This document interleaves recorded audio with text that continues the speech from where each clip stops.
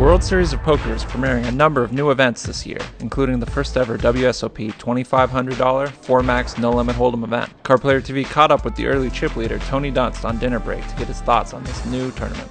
I gotta say, I think everybody loves it. Everybody loves shorthanded tournaments. I mean, I know that the more recreational players find them very uncomfortable, but I think amongst the professional crowd, people love shorthanded play, and 4-max is a really cool new way to do it. Dunst also told Card Player about how he got off to such a strong start. Such an absurd day today. I would not say I'm a particularly talented shorthanded player, but I just felt good going into today, like I'd gotten some rest and I wanted to concentrate. And things started well. I ran a bluff in one of the early rounds that created some history that led to a hand where a player raised, and I called with 9-8 suited in the big, and it flop came Jack-10-7, and we just started raising each other back and forth on the flop, and when I shoved, he called with Jack-10. I mean, it's kind of a cooler anyway. And so that doubled me up.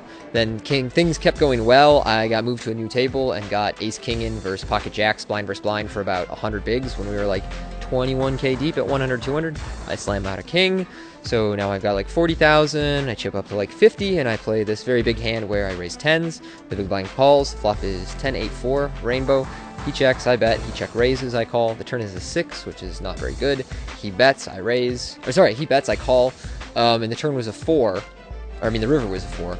Giving me a boat, and he bets very large, and I go all in for the rest of his stack, which was still quite a bit, and he tank calls it off with 9-7, and so my tens full are good. That got me into the 80s, and then I just like won every pot for another hour, so I've got like 105 or something. It's crazy.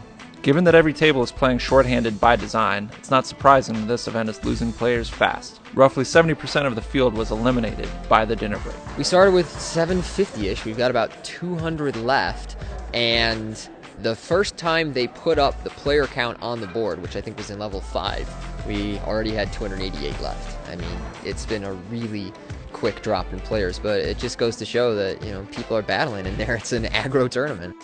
Make sure to stay tuned to Card Player TV for more coverage of the 2012 World Series of Poker.